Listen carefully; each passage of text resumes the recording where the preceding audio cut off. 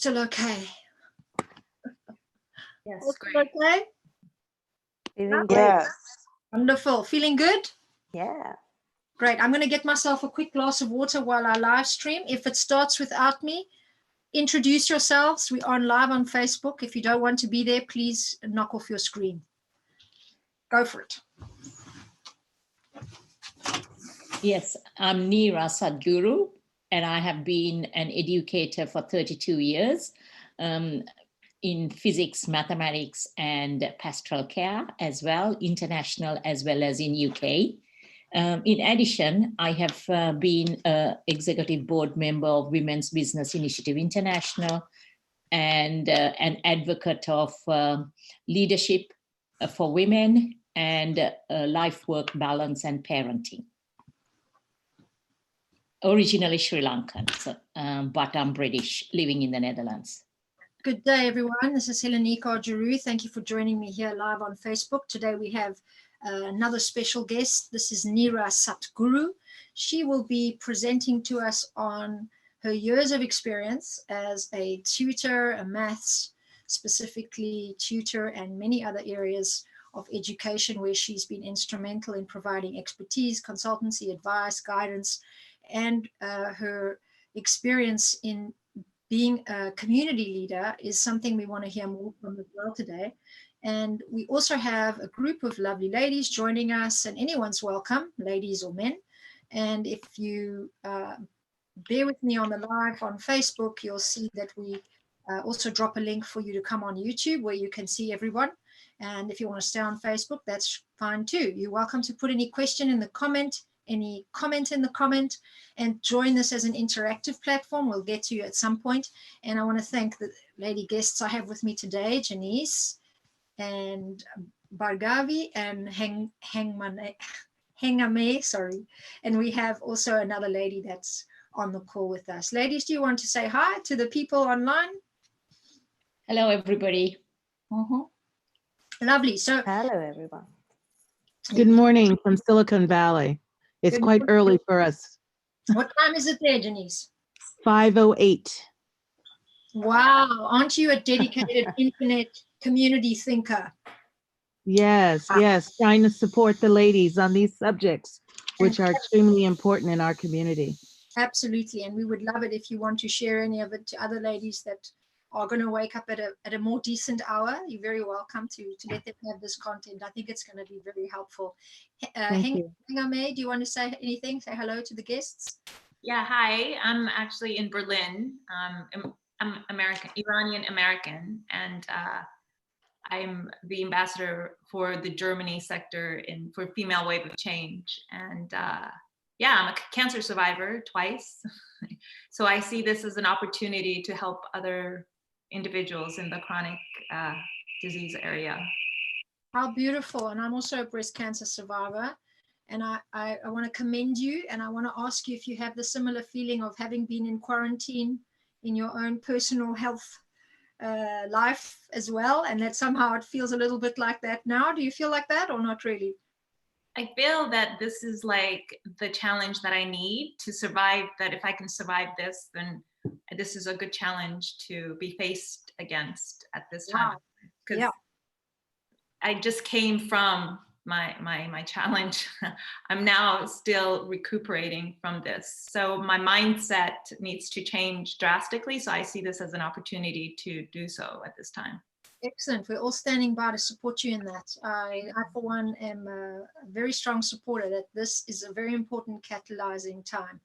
And Bhargavi, you want to say anything? Say hello, where you're from, maybe? Hi, everyone. I'm from Canada. I'm from Toronto. It's great to be here. The world is connecting. It's shrinking more now. Yeah, beautiful. And the iPhone lady, I'm assuming you're going to jump on if you like or add anything. Yes, hi, it's Regina. Hi, how are you?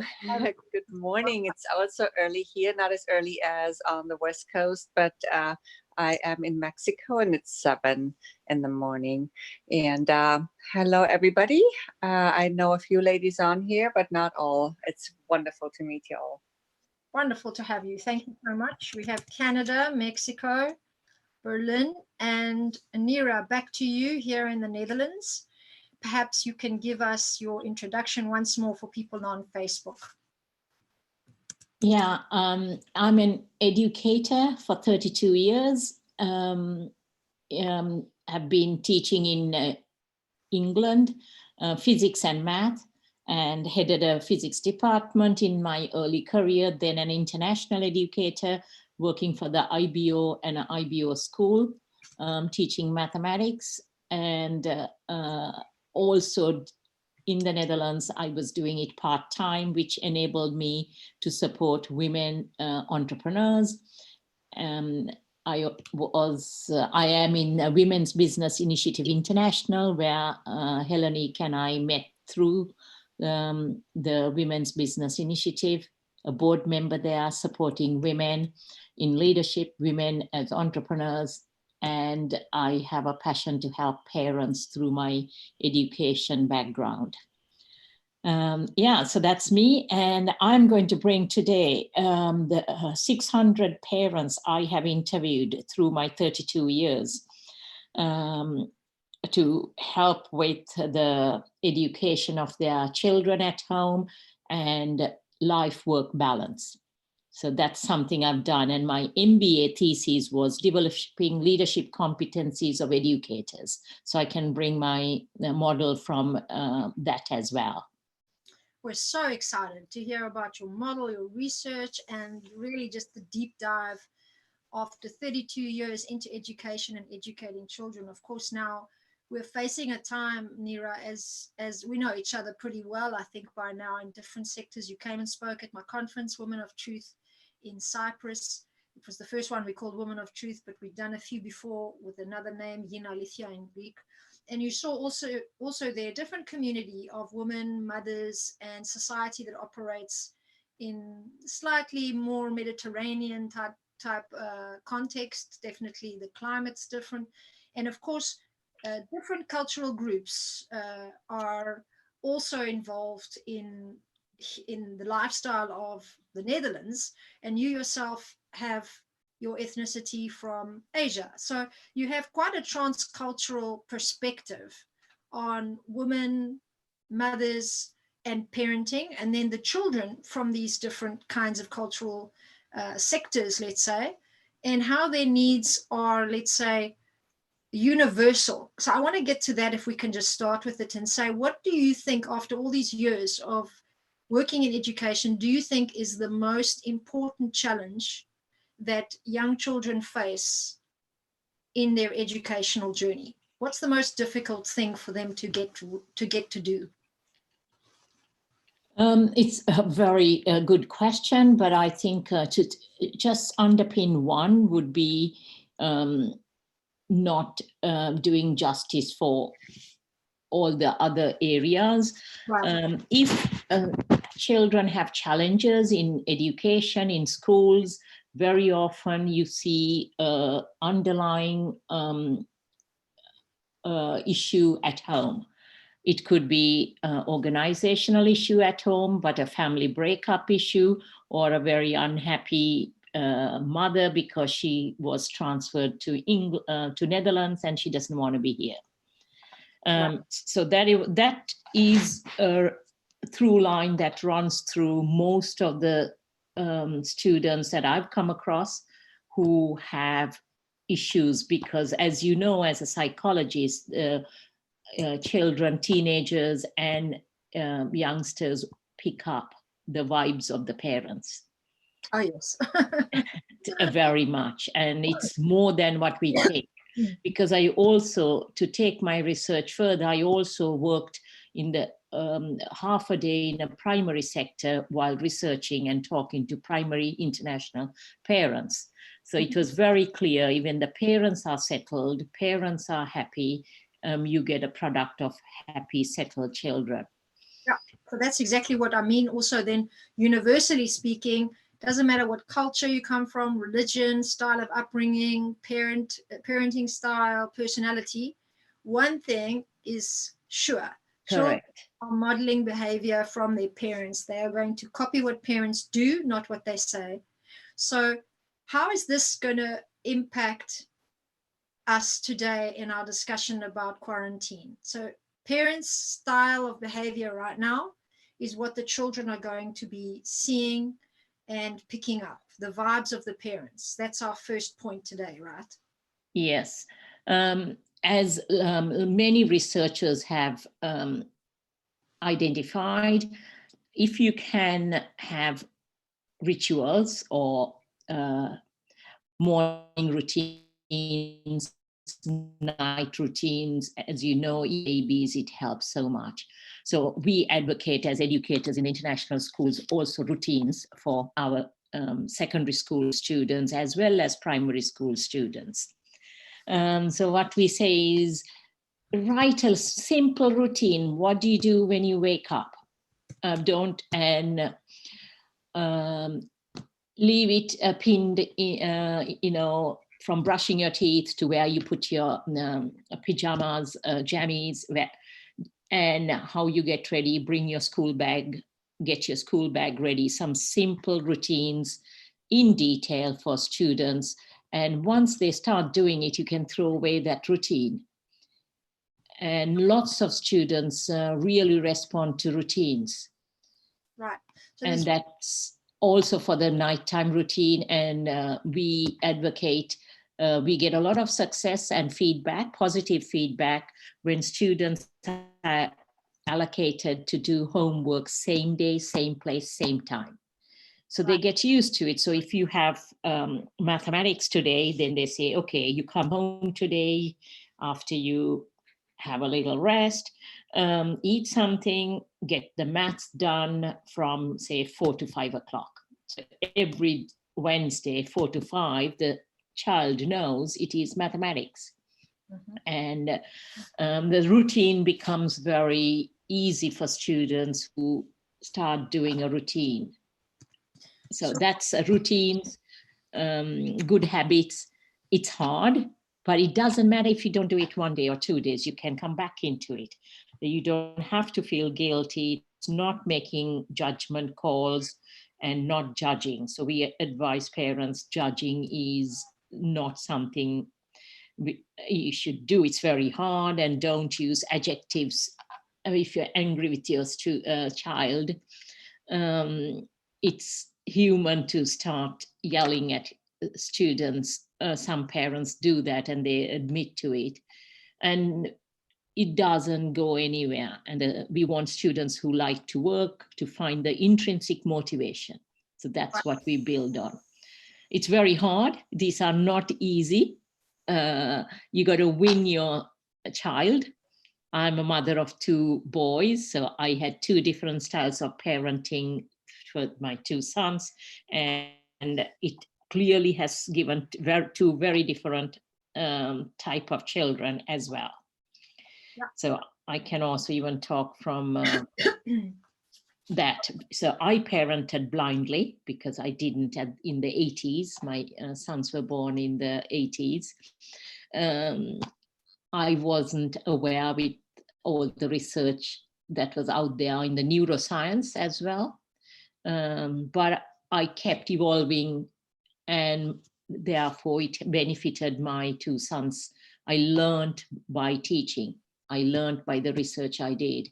So I learned by the projects I did, and that was very helpful. So I coach a lot of parents through the international school, which they have, the one thing they come back and say is when they have a relatively flexible timetable, the students feel happy because you agree with them. You don't enforce the timetable if you're a teenager. So Neera, let me ask you something about what you said regarding routines. Now, there's been a bit of debate on some of these lives. We've heard people saying that, well, debate in my mind, because I'm hearing different approaches, and I'm interested in your perspective, because maybe there isn't a right answer, is do we change the routine because of this situation? A lot of routine has already changed. And how do we maintain the routine enough so that children have the consistency, but also realistically work within the confinement. What's your opinion on that? You have to have flexibility, Right. and it's a negotiation and a talking. You have to adapt your normal routine so that the children are happy. First thing is develop their happiness and work with the child, give the child the options. If you give 3 options, any of the 3 options are okay. So they feel autonomy works very well with secondary school and even primary schools. Your children love autonomy. So they feel a sense of autonomy when you give them the choices. Even a 3-year-old, I was talking to a 3-year-old's parents, and okay, you want to eat this or this, even for food. Yeah. Decide. So they feel happy and then they will eat it. Yeah, something I would advocate. And I think Janice here is saying the students can create their own routine, exactly what you're saying.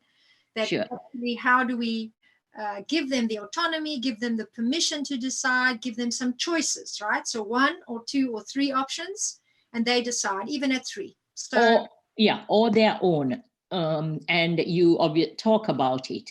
So if the screen time is a very highly debatable topic for teenagers. So you give screen time autonomy as well. And it's not all the time you do this, then you get this. That model does not work as well. Yes, you should reward your children, but every single task shouldn't be in order to get a point or in order to get a screen time increased.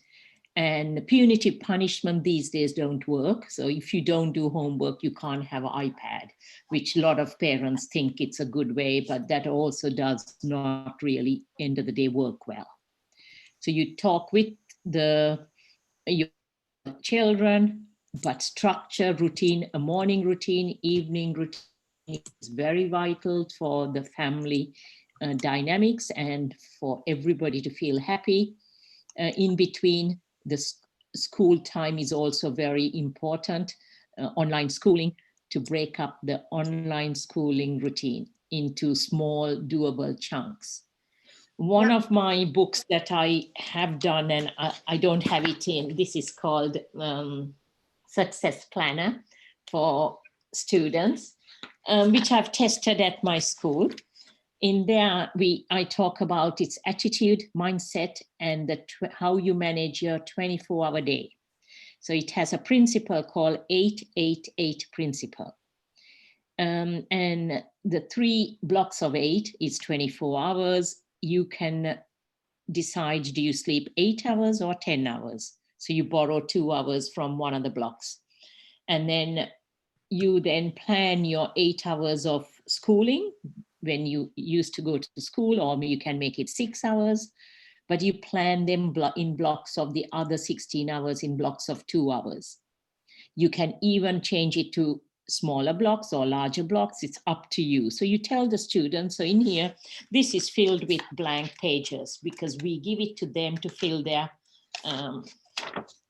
fill it out themselves. Right, so 1/3, 1/3, 1/3. Yeah. And then we take one of the 8 blocks and explain it in 4 2-hour blocks. So, right. They design that themselves. From what age can they do that, do you think? We started, I trialed it at final year of primary. Okay. So that's 11, 12 for people to know, which works for like 11-year-olds? Yes, definitely. We have a question coming in here from Hengame saying that there is a struggle sometimes, when you try to put the routine or you try to suggest or guide the child to, do something. And in the communication, it's hard for parents maybe to hold their cool. So how do parents communicate instead of shouting to the kid who wants to go out and play, let's say? So what happens in moments like this where you say, you've maybe divided out the blocks, 8-8-8, or you've told them that, there needs to be a certain time where you're not on your iPad. So let's talk about it. You talk about it. And then comes the time where they're not sticking to the rule or what they agreed to, or let's say they just want extra playtime and they don't want to now go and do the one block, of 8 hours rest. Let's say. Now, how do you communicate at that moment when you have to help reinforce some of the agreement? In order to avoid a situation like that, once the student has finished filling their own plans, we then talk about minimum expectations. It's not what is and non-negotiables. Yeah, non-negotiables are you don't miss a deadline. That's the aim. But if you find it hard to miss a deadline, we talk about it. So if you factor in a way to do something and you're conscious of time, which, this was a new principle that I've been using only in the last 6 years, which I developed because it made sense to most people. We tell them there's a lot of flexibility. Nothing is rigid, but we talk about non-negotiables. And they write what are the non-negotiables for home or non-negotiables for school. And each family has their own value system for TV, for iPad, screen time. And we bring in the research out there, neuroscientific research. Yeah. So here I talk about, remember that Bill Gates and you have one amazing commonality, which is we both have 24 hours in a day. So if he has achieved what he has achieved in 24 hours a day in his lifetime, if you use your 24 hours in a day, you will achieve whatever you want. Right. So we talk about how if you focus on thinking about your goals and your achievements, we talk about the inner why. Why are you coming to school? So start with the why, as Simon Sinek says. Right. And that then makes them think a little bit before we fill this book, which is, I'm thinking I might even publish it commercially, which was only a book published for my students and given.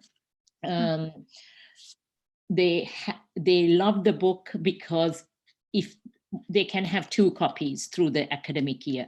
First copy, you don't like it, it's okay, you write again and you change. So we, as you evolve, you tried. Another task your children can do is that they write for 1 week how they spent their waking hours of the day. They make a journal. Based on that, then you make your plan. So we have a part here for that too. Right. So one thing I've noticed in working with families now 20 years, and I sometimes get involved in special needs cases as well.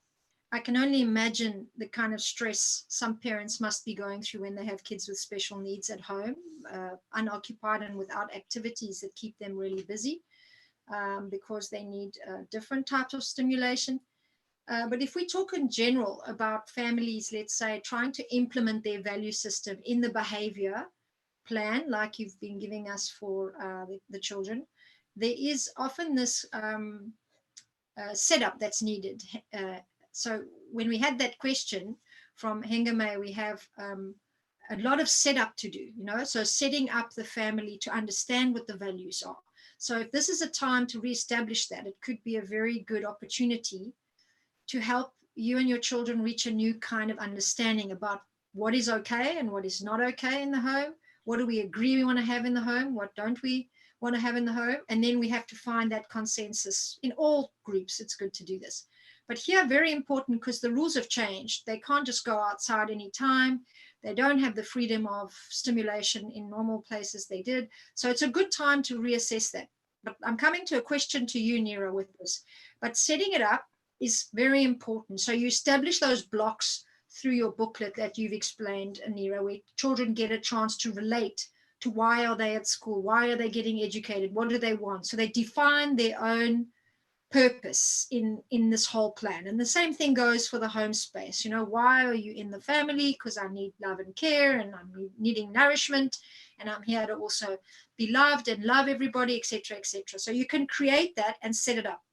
I think when this is now a struggle between wills, where the child is, and I've seen this as really the main struggle that happens, the power struggle happens, and at different age groups it plays out different ways in the home setup.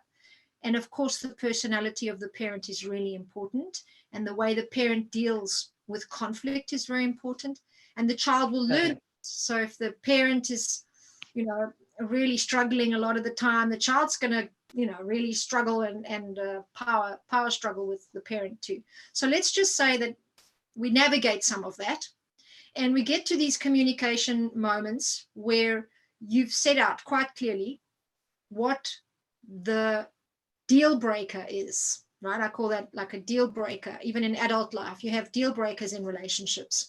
You know, there's a fascinating question on the Enneagram which asks to divide you into the personality, any type you become. And the question is, if your friend ends up doing something that's against your ethics, are they still your friend?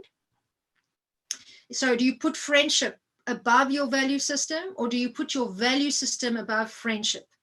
It's a very good example of what I mean now, because that's a deal breaker for an adult. At some point, we all have to decide how we stand in terms of adversity in our relationships, and do we put one value above the other?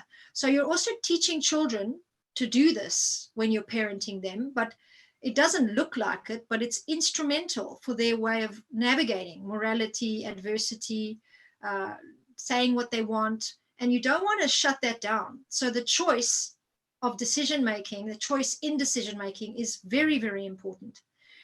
But the difficulty, and this is where I want Nira to comment and support us to brainstorm it, and especially at this time, is that there's going to be a kind of loss for what to do when there's too much stress in the home, right? And I can imagine lots of parents really freaking out. They've got their kids at home while they're remote working even, right? So it's not just the stress and the anxiety and the uncertainty, it's also a change of routine, working from home. So there's going to be a lot of kids needing to be on iPads to keep themselves calm, because we know that brings in an alpha brainwave. Technology helps kids calm down, which we want to break the cycle of. I'll talk about that another time. So how do you manage the deal-breaking moment where you've said and you've agreed with your child that the basic, what did you call it, Nira? I'm trying to go back to that. You said there was a non-negotiable, right? The non-negotiable is that you spend more than 4 hours on your iPad, right? Let's say. And let's say the child agrees, and or they want to go outside and play, and you've said you're only allowed to spend 1 hour outside and play every day now because it's corona quarantine and it's not safe. And let's say that deal breaker is broken the first time. Your suggestion was you sit down and you talk about that. So now my question to you is, and I think this is where, let's say, families that are really struggling to harmonize the family system before the quarantine are now in a pronounced situation where that disharmony is probably escalated a little, right? Or maybe the opposites happen, which I've heard too, where the situation has helped people bond really well together. But let's say that's not the case. And the child defies the agreement. Maybe not just once, maybe even a few times. And the parents are so stressed out that they also don't know what to do, and they can't maintain the conflict, so they give in once or twice or even 3 times. Let's talk a little bit about this, because I imagine keeping the boundaries, like we call it right now, is expressly difficult for parents and for children. So how could we negotiate with the child when the non-negotiables? Yeah, when they are not accepting the non-negotiable. Let's look at that. Yeah, so non-negotiables should be few and far. You know, it shouldn't be many. But a non-negotiable of only spending so many hours outside because it's corona, parents need to keep their boundaries, having talked. So they have to act responsibility, otherwise they have to, after the first time you break a non-negotiable, which is like a very serious issue, you have to have a consequence for it. So there has to be, but not punitive, by dialogue, and said it has happened, make sure and ask why, because there could be reasons, and said okay, and be understanding, show empathy. It's really important during this time that you develop the relationship, parent-child relationship, even further, and help them. Another very important phrase, which has gone down very well with our educators and parents, is every day is a fresh start. So you don't say, oh, yesterday you did this. You don't bring the past all the time. Only very, very rarely do you refer to the past. And lots of praise, lots of genuine appreciation of your child. So you are working with a relationship, developing the relationship. But this is not easy, because I've had parents whom I've helped, whose students I've taught privately to, where they didn't even communicate, didn't even talk. They just shut themselves up in their room. Very clever student, one particular student, and the parents were highly educated. And he would play endlessly on computer games till early hours of the morning. So much so the parent wanted to send the child to a special therapist as well. And I managed to help as a mathematics teacher, giving private lessons, by reaching to this child, finding out why he's tired, why he's sleepy, because of his gaming. Today, he's a very successful lawyer who's also gone to England. So he went to the British school in the Netherlands. And I taught him for 4 years privately. Parents struggled with this child. But now he's okay. So sometimes they find it very hard to communicate with the parents. He did not speak to the parents a lot. He said very little. He was a listener, a talented pianist, a very clever student, but was quite an introvert. So the way to handle such a child was very challenging for the parents. So you got to then, he would close the door in the room and you didn't know what you did. So it's very challenging. And even today you could get children who are very angry. And I've dealt with a lot of angry students. So the parents, mainly with their parents, not with teachers. So it's giving them the space, communication. There's no magic formula, and it's keep trying, keep evolving, and say you're not judged. We are there to help you. Tell me what you want. I love that I invited you to come and talk about this, because we're getting, again, real pearls of wisdom. I want to reflect them back. There's no shame. We have to tell these. So these are the words we encourage. I give a vocabulary of words to the parents that I have helped, what to say. And listen to your child, because today's teenagers are, they're very strong-minded. They know what they want. They want autonomy within the bounds of the family values. Yeah. So let me reflect this back. If you can give me a second here, I want to just give everybody on Facebook a bit more systematically what we're saying here, because they can't see you. And we've got a few ladies that are also maybe asking a question or two here. If you want to join and continue asking another question, you can find us on Eventbrite. And anyone on the live call, if you have a question, now's a good time to put it in the box. So Neera, we're saying... Can I share a PowerPoint? How do I do that? Yeah, you can in a minute. I'm going to share with you how you share your screen. So just go down to the bottom of the Zoom platform. Yeah. See a little green box that says share. Yes. And then it has a arrow right next to it. You click on that arrow and it will say something about advanced sharing, but you have to go right to the bottom of it. Do you see that? Does it say advanced sharing option? A screen share. Yes, I'm going to, no, I don't see advanced screen share. I've invited someone, Kevin, who's helping me, so he can share my PowerPoint. Okay. If Kevin, if you can hear this, see whether you can share the PowerPoint. So the lady that just left us has apologized, saying she needed to leave early.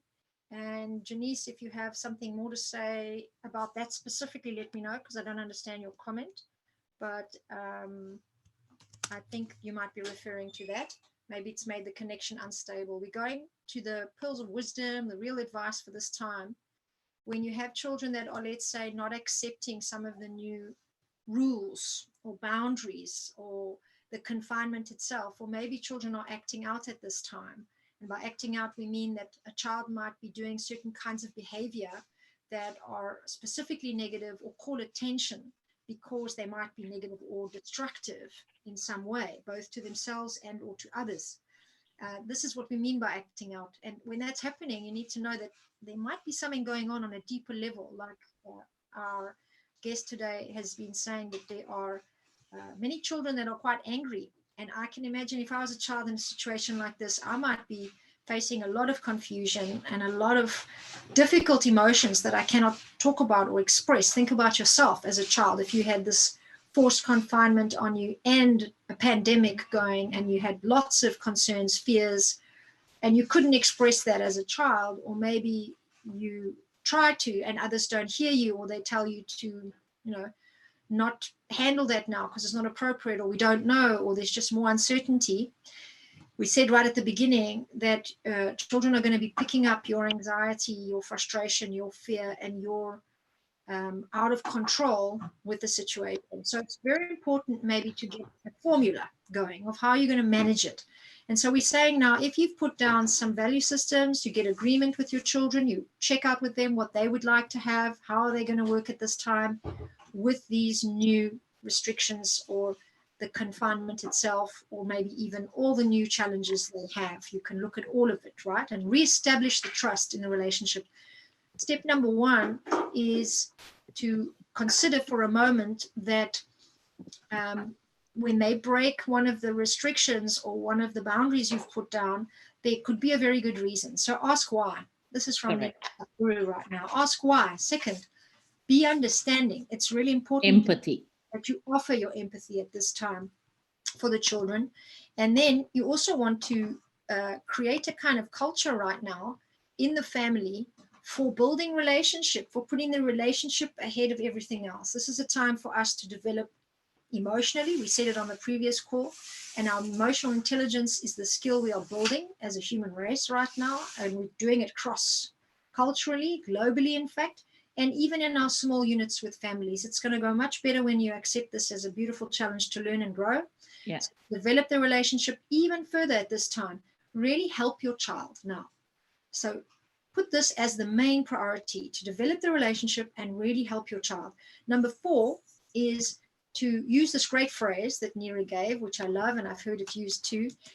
And it's nice to know that it works in every situation as well. You can tell your child every start of the day, today is a new day. Today is a fresh start. Every day is a fresh start. Today is a new day. The sun is shining again.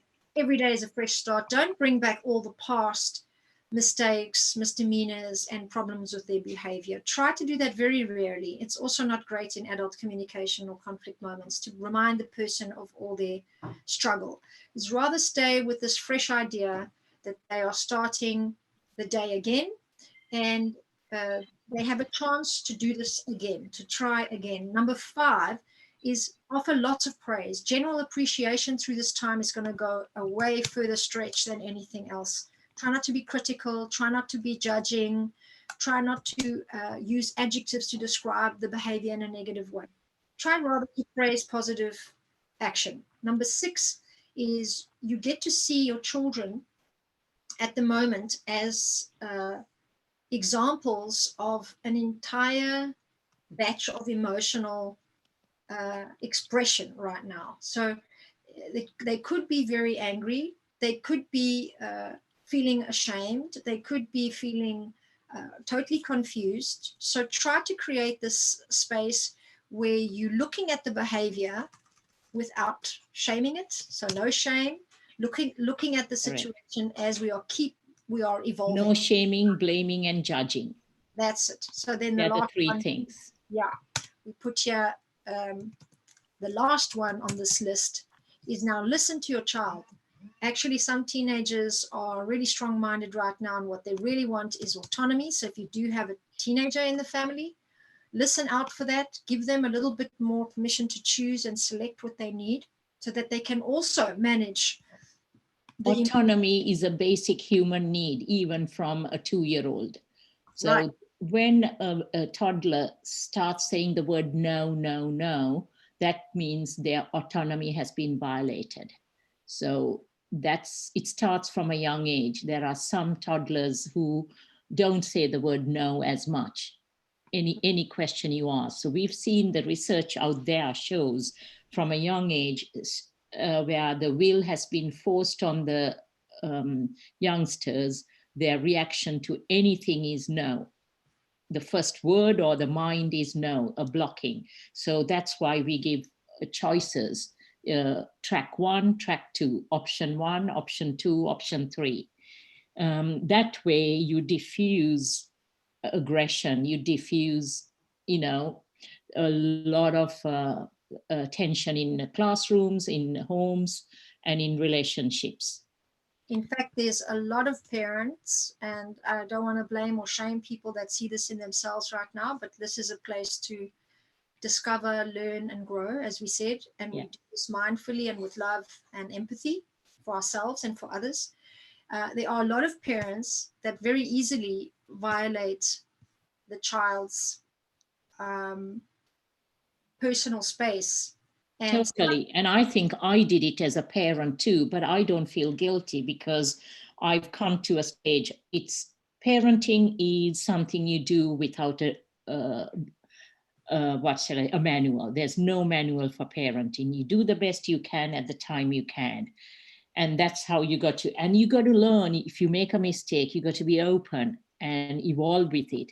So I evolved personally from my youngest to my from my oldest son, where I think I didn't parent the right way, so as to speak. But my younger child, I parented in such a way, he's almost a textbook kid, which is so funny. And but I don't feel parents should not feel guilt, shame. Also, tell your children you don't have to follow your mom or dad.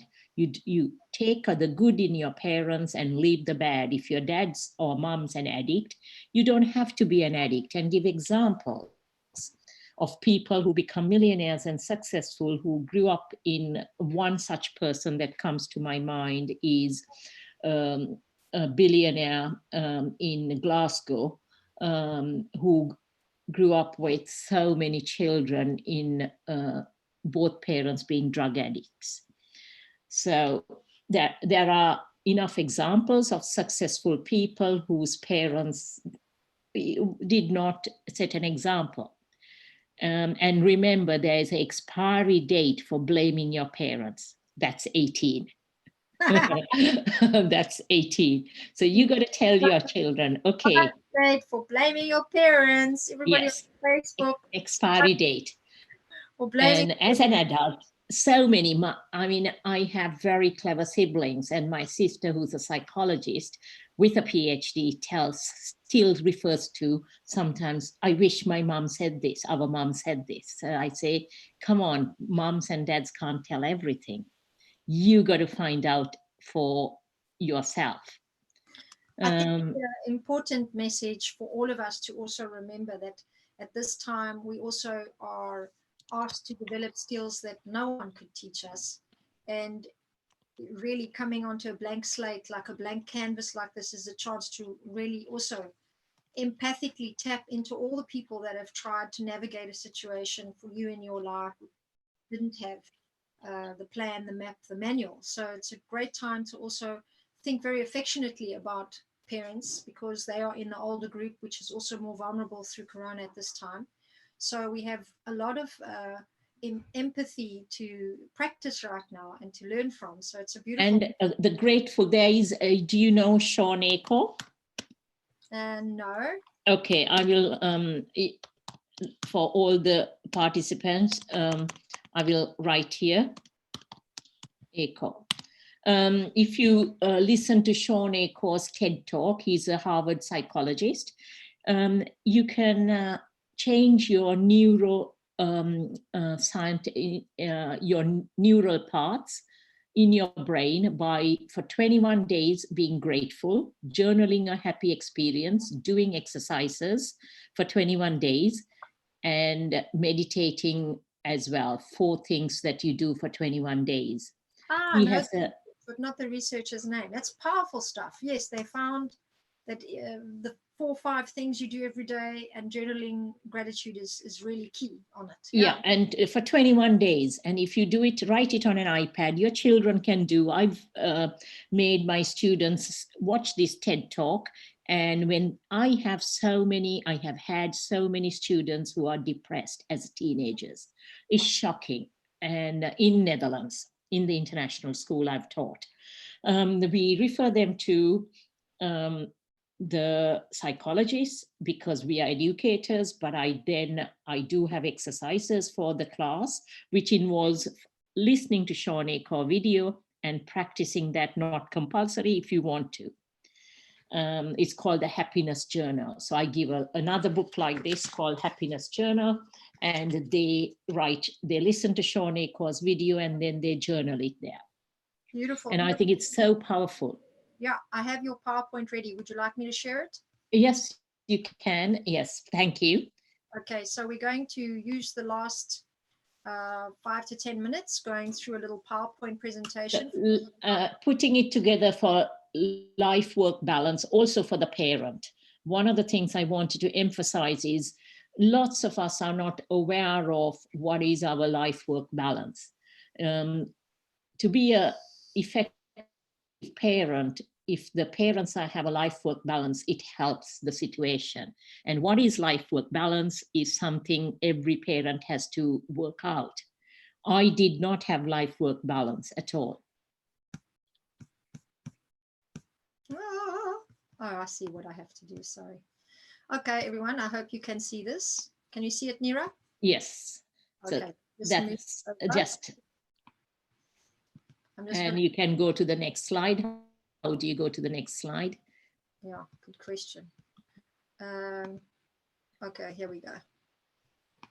So I've said, you can see my equation. Being a mathematician, I love equations. So this is your story, right? Yeah, where I said, if you can show the equation, that will be good. Where is it? Is it on That's at the start. No, even, yeah, here, balance equals work. Can you, yeah, see that? Let me see if I can make this full screen. Yeah, so family time plus me time plus work. That's what I call balance. It's my own way. So you need to think how much you need to out of the 24-hour day. And your 24-hour day can change on a Saturday and a Sunday. And the family time, me time, you need to consciously think what are your values and set it up. This is coming from someone who never had work-life balance for the first 20 years of married life. But now I do. So after that, I created the balance for myself. Right. Okay, so next slide tells you how I worked full-time in a teaching career, being in charge of a department, but I did all the household duties, all the bringing of the children. And that opened my eyes to create the work-life balance. On the positive side, it gave me a skill set that I would never have had, that no university could have taught me, because I juggled a full-time as a head of physics and a deputy, being an educator in UK, bringing up 2 children and managing their homework and and running home, cooking, shopping, everything. But so, and I am a powerful woman. I wasn't a submissive woman, but I still did it. But in 1997, that's when my eyes opened. And from 2003, I started focusing on health and well-being. And then I made my own blueprint for life-work balance for parents, men and women, it doesn't matter. I interviewed hundreds of parents. While doing my MBA, as I did more than that because I was interested. And it came out to be attitude and mindset, relationships, especially family, and understanding the 24 hours of the day. And then we created this very flexible but appreciation of the 888 principle. We say it is totally interchangeable. You can sleep 10 hours because you can take 2 hours from home time. Anyone, it's so flexible. You make your own 888 principle to suit you. Beautiful. And it's the greater, and then take 8 hours and you break it up any way you like. And you can also break it up into smaller chunks, chunk it the way you want it. So our students really appreciate it. And then monitor it for a week. How does your 24 hours go? How do you feel end of it? And main thing is to realize there's no, when things go wrong, find new solutions. Think out of the box and learn how to turn any failure into success. That's a really key point, because there are some students who fail exams or parents who feel a failure, and failure is the key to learning. Take failure as a springboard to success. Manage your time, otherwise the time will manage you. So that's and make relationships with time. Develop an eye for necessities versus wants, just like so that's for the time being a quick PowerPoint that I did for this talk. And I can add later all the research that's behind. Another person that I really value, and a book anyone can read, is The 7 Habits of Highly Effective People by Stephen Covey. Have you heard of it? Yes. Yeah. And we use this book, The 7 Habits of Highly Effective Teens, by his son, Sean Covey, in our school.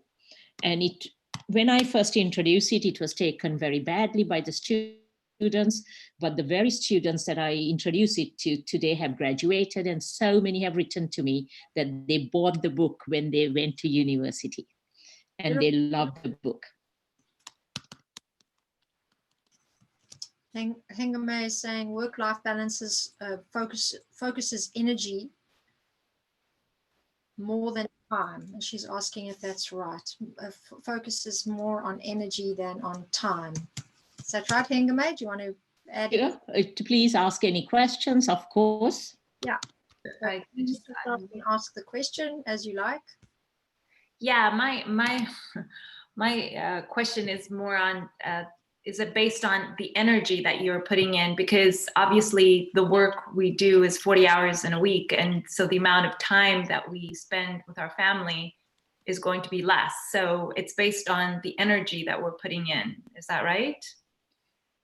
Yes, but if the energy you put in, totally correct, but we need to manage our 24 days for the balance.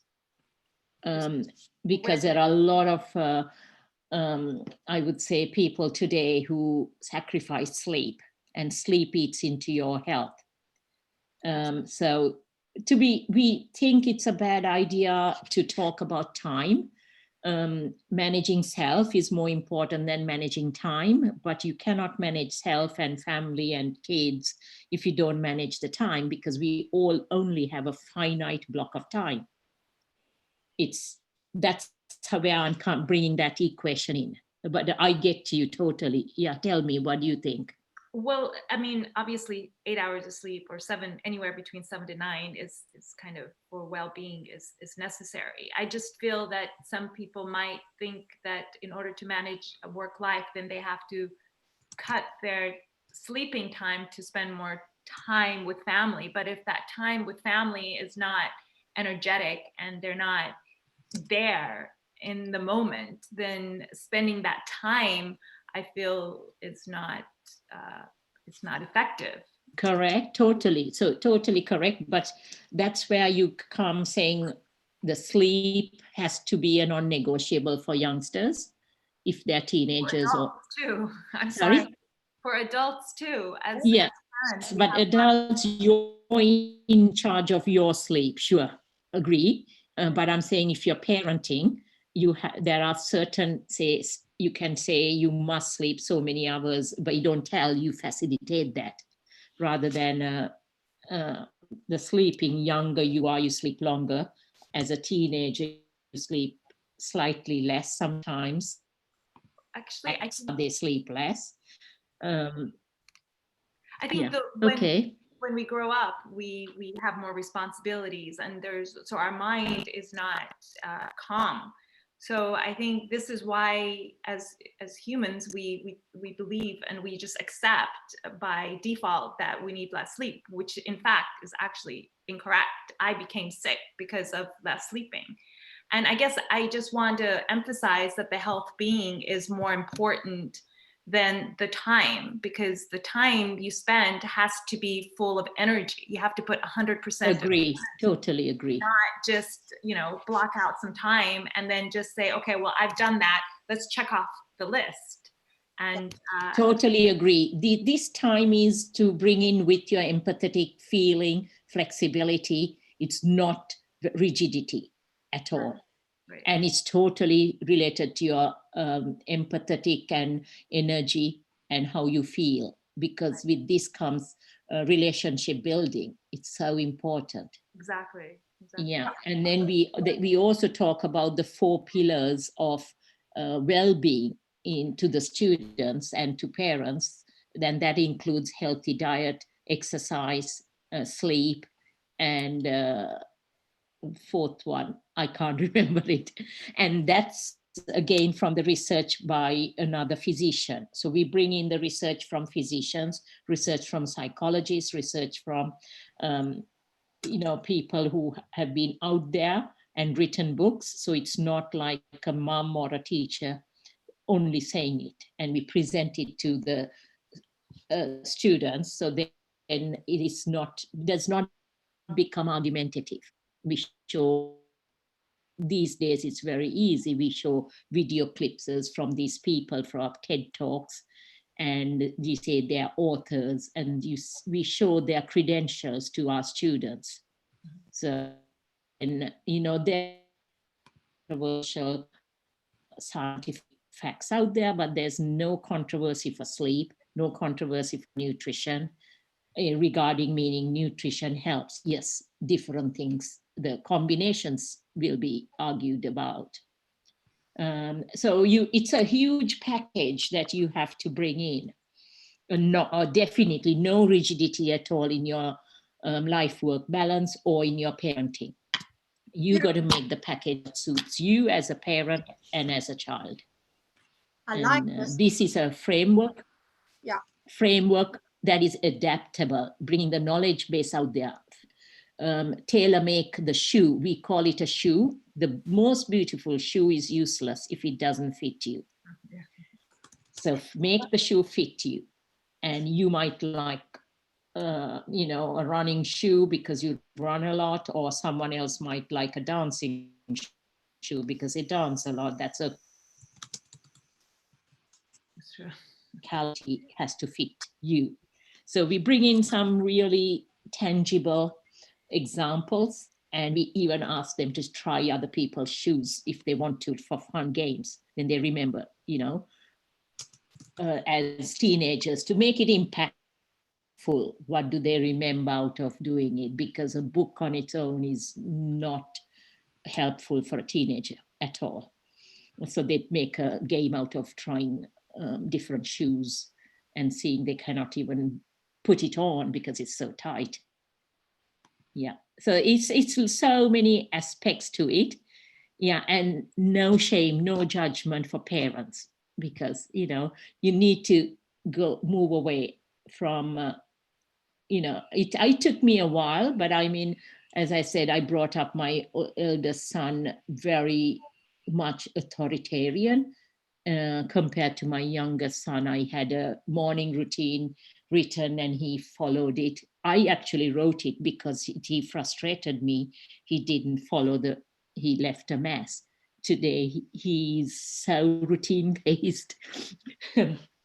And he's a young physician, so and my older son has turned out to be very creative. So I know I did a lot of things I shouldn't have done as a parent, but I don't blame myself anymore. I say it's the best I could do with the knowledge I had, with the pressures I had. That's what I did. And they are night and day, the two children. And I know it's due to my parenting. A large part is due to my parenting. But their value system, fortunately, is very similar to the value system that I brought in. I used to say affirmations like pure in thought, word, and deed, pure in thought, word, and deed, you know, and bullying is something we had to address when we moved schools, because we moved from Cheshire to the Netherlands, back to boarding school. So you have to address it as a parent and address it as a educator. These things happen in schools. So it's a very a conversation between parents, and I don't want to make it women only, because I'm a very educated, I believe educated, independent woman, but I had my first 20 years of my married life happily being the only person who did everything. But so it's why did I do that? I just fitted in because my career was less important than my husband, because in my mind he had a PhD. And okay, that. We're losing you, Nira, if you can hear So me. these The are line is cutting in and out at the moment. Maybe you can hear me. So maybe we can okay. also take the story to close. If you also have a problem with the connection there, just let me know also. Can you hear me? Yes, I can. Okay, I can hear you again now. So you were saying that I say I'll take questions. Okay, yeah, I think we're done. I think So bringing it together.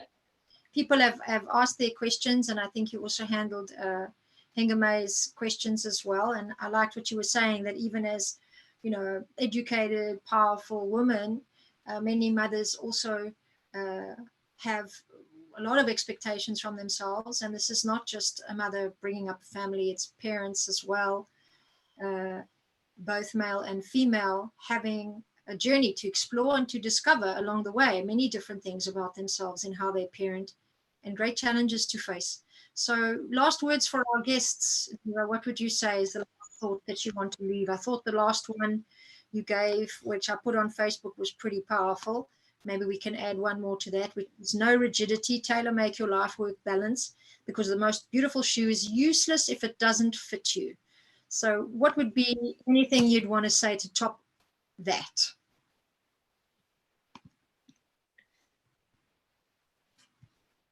Believe in yourself. Beautiful. So to all the people joining us on the last moment of the live, it always happens, Pepe De Maro, Shirin Elias Ganadri, and Elise Wagner, welcome. Thank you so much for coming. To Anna Grichten, thank you for joining. To Rusty Falgo, Norma de St. Pittman, who will also be teaching a masterclass here on live painting. We all get a chance to do some live painting and go a little zen on the last live masterclass. Mario Perez, Monica Monique, and Sophia Gumbari. Thank you so much to all of you for joining. The next one is going to be on Monday, and we have a chance to meet many different guests through a very interesting journey of cultivating wisdom and applying it to this challenging time, We are collecting the pearls of wisdom from our guests, and we might actually publish this or present it in some form where you can look back on it or even use it as a manual for future-proofing or risk management in your own lives or in your businesses. And we're encouraging you to support the process, because as we do this, we are really learning a lot from our guests as well. So people asking questions, commenting on their experiences is always welcome. And on Monday, we go into a really important subject for the times, virtual online co-working. How do you make it happen? When you see you now need to put your business online, finally, how do you make that happen? Namisha Bhardwaj and Irene Midiyuki, one VA from Kenya and another marketing business manager, Namisha Bhardwaj from India and the Netherlands, are going to present systems. They're going to talk about marketing. They're going to talk about websites, promotion, PR.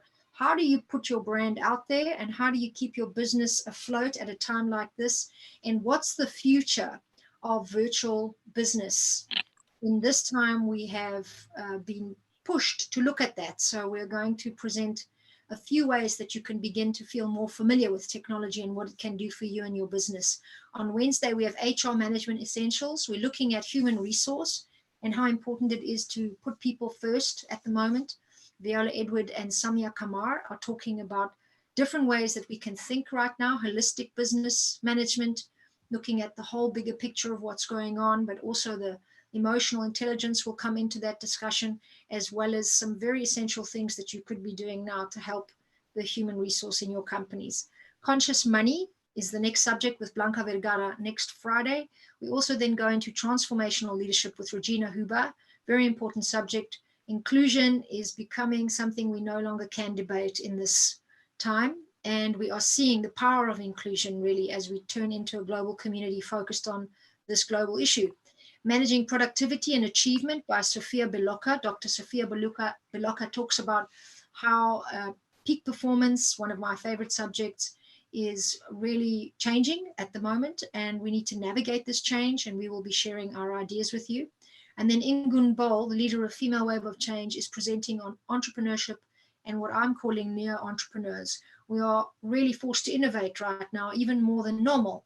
So we're going to talk about that. If you want to join any of these conversations, you can get onto Eventbrite, book yourself a ticket, hop onto the platform. Some are free tickets, some are paid to help support the process. And we do some live streamings here and there when we feel really generous. We still have a few more for you. The Psychology of Business in Epic Times. I'll be presenting on that. The Call for Epic Global Female Leaders. One of my most important lives is going to be reaching out to women who want to get more involved in global issues.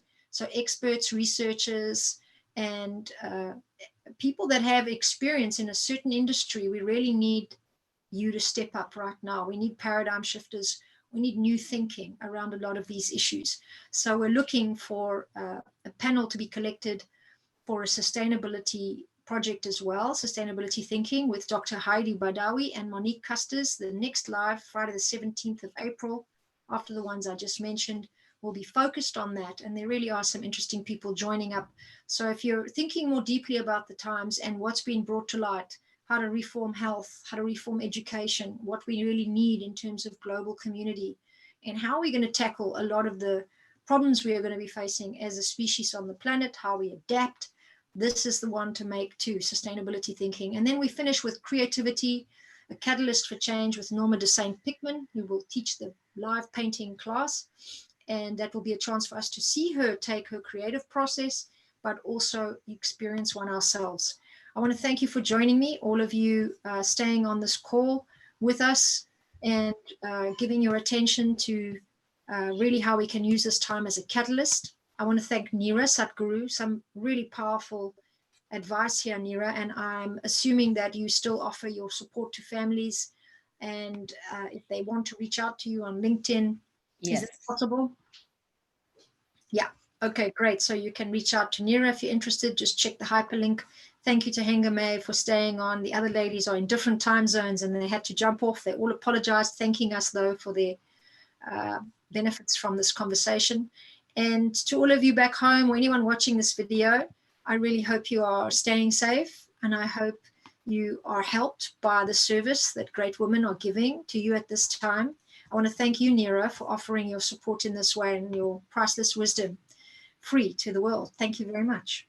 Thank you, Heleniq. Thank you for everything. And thank you, Hengamin. Your question was so appropriate. Wonderful. Thank you. Yeah, beautiful. Signing out. Thanks very much, everybody. Goodbye.